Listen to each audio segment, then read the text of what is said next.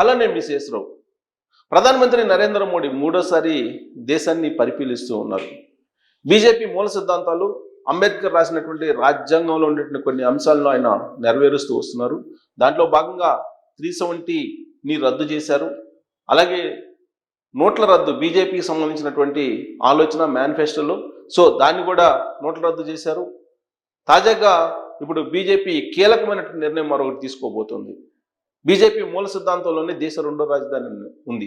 అలాగే అంబేద్కర్ రాసినటువంటి రాజ్యాంగంలో కూడా దేశ రెండో రాజధాని అనేటువంటి ప్రస్తావన ఉంది.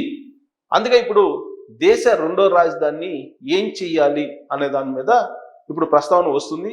అది కూడా మహారాష్ట్ర ఎన్నికలు ఫలితాలు వన్ సైడ్ బీజేపీకి వచ్చిన తర్వాత ఈ ప్రస్తావన మరింత ఎక్కువ అవుతుంది. అదే సందర్భంలో ఢిల్లీ షట్ డౌన్, కాలుష్యం ఎక్కువైపోయింది కాబట్టి ఢిల్లీ రాజధానిగా పనికిరాదు అనేటువంటి అభిప్రాయాన్ని కాంగ్రెస్ పార్టీకి సంబంధించిన సీనియర్ లీడర్ శశి థరూర్ కూడా ఒక ట్వీట్ చేశారు ఈ మధ్య కాలంలో. అందుకే ఇప్పుడు దేశ రెండో రాజధాని అనేటువంటి ప్రస్తావన కూడా వస్తూ ఉంది. సో నరేంద్ర మోడీ గారు రాబోయేటువంటి రోజుల్లో దేశ రెండో రాజధాని గురించి ఒక కీలకమైన నిర్ణయం తీసుకునేటువంటి అవకాశం ఉంది అనేటువంటి ఒక చర్చ విస్తృతంగా తెలుగు రాష్ట్రాల్లో జరుగుతుంది. అయితే ఏ ప్రాంతాన్ని దేశ రెండో రాజధానిగా చేసేటువంటి అవకాశం ఉంది అనే దాని మీద మనం విశ్లేషణ చేసుకునేటువంటి ప్రయత్నం చేద్దాం. బట్ చాలా కాలం నుంచి వినిపిస్తుంది ఏంటంటే హైదరాబాద్ దేశ రెండో రాజధాని అనేది వినిపిస్తూ ఉంది. కానీ ఇప్పుడు మారినటువంటి పరిస్థితుల దృష్ట్యా ఇప్పుడు తాజాగా వచ్చినటువంటి రిపోర్ట్స్ ప్రకారం హైదరాబాదు కాలుష్యం పెరిగిపోయింది.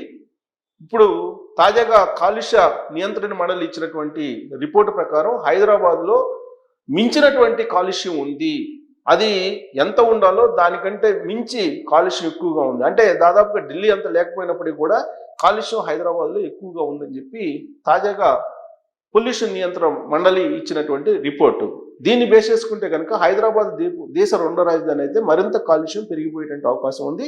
అలాగే వాటర్ స్కేర్సిటీ కూడా ఉంది. వాటర్కి సంబంధించినటువంటి కొరత కూడా హైదరాబాద్లో ఉంది. సో ఢిల్లీ నుంచి ఒకవేళ దేశ రెండో రాజధానికి పెట్టాల్సి వస్తే కనుక ఒకవేళ హైదరాబాద్లో పెడితే రకరకాల సమస్యలు ఉన్నాయి అనేటువంటిది కూడా ఇప్పుడు వినిపిస్తుంది, చర్చ కూడా జరుగుతూ ఉంది.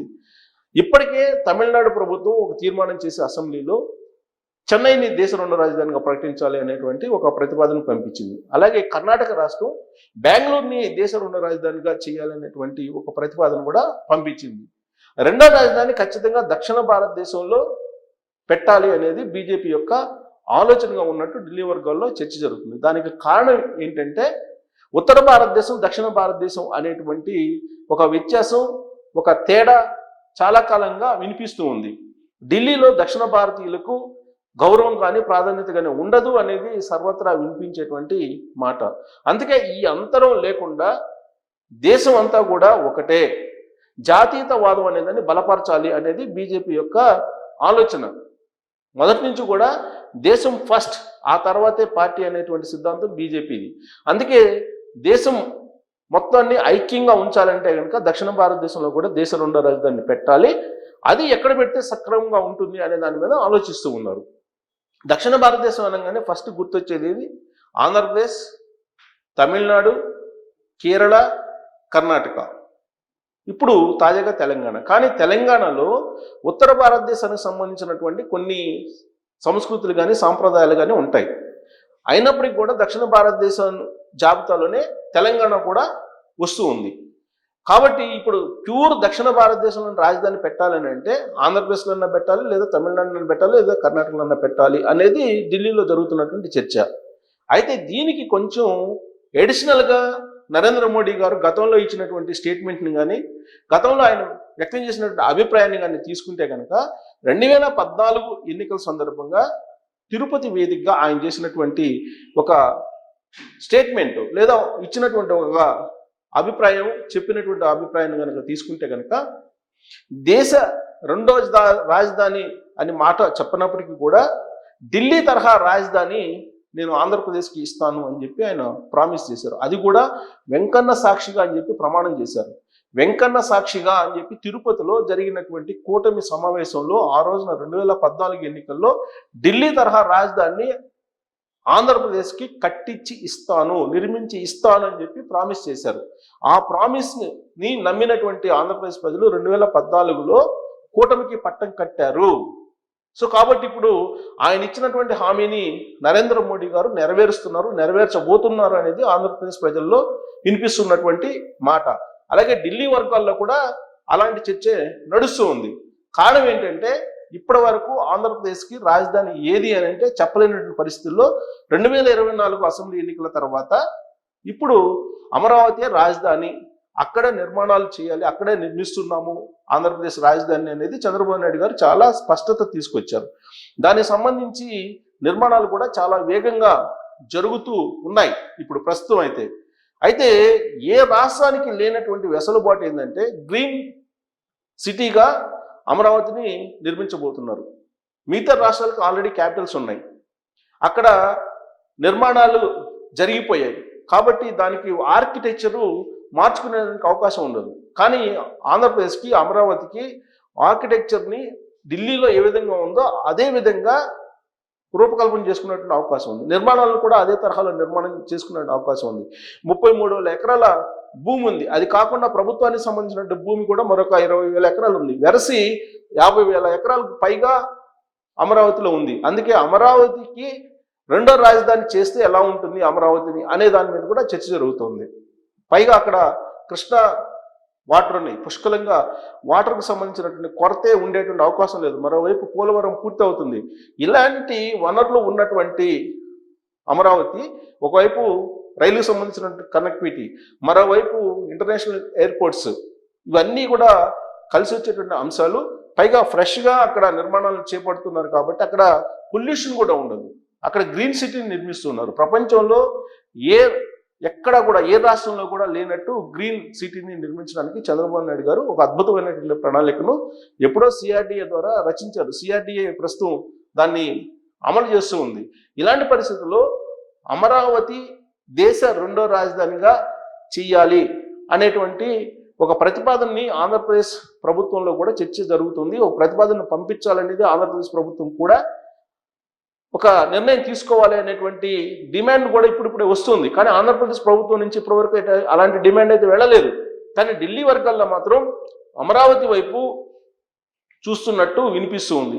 పైగా చారిత్రక నేపథ్యం కూడా అమరావతికి బౌద్ధరామంగా పేరుంది కాబట్టి అక్కడ ప్రాధాన్యత ఇవ్వాలి, ఇస్తే అన్ని రకాలుగా అనుకూలంగా ఉంటుంది అనేటువంటి ఒక అభిప్రాయం ఇప్పుడు వినిపిస్తుంది.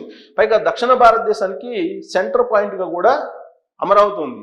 దానికి తోడు హైదరాబాదు అమరావతి కనెక్టివిటీ కూడా పెంచుతున్నారు. అక్కడ మీకు రోడ్లు కూడా విస్తరింపజేస్తున్నారు, అన్ని రకాల రోడ్లు. హైదరాబాద్కి అమరావతికి ఎక్స్ప్రెస్ వే కూడా వేస్తూ ఉన్నారు.